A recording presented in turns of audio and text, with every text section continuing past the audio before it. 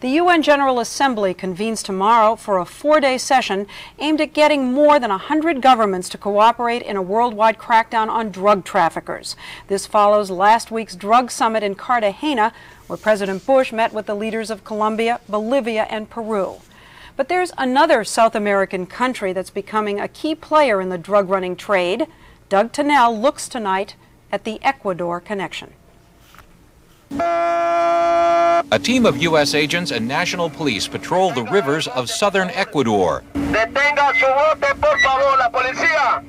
They are cruising the expressways of trade and commerce next door to the vast coca fields of Peru in search of any trace of the cocaine trade, of drugs or of chemicals passing through Ecuador for the jungle labs where they are used to refine cocaine.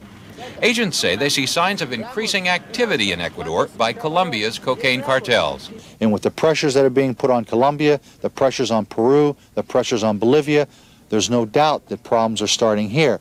What Ecuador offers a cocaine kingpin from Colombia is a country with an easygoing banking system, good telecommunications, and major ports like this one, Guayaquil. It's become an increasingly important transshipment point for cocaine from Latin America destined for the United States. And an equally vital facility for importing the chemicals needed for refining the drug.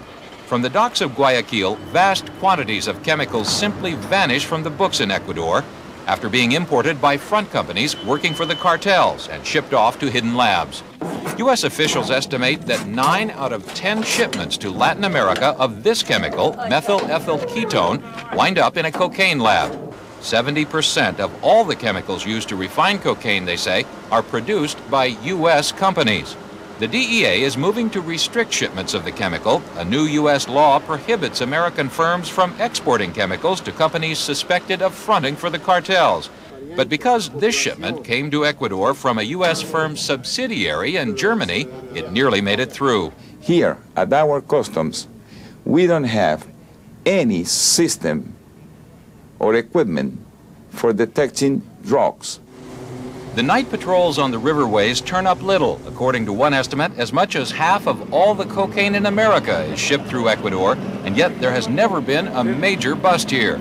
As long as the drugs and chemicals simply pass through, most people here see the drug war as an American campaign.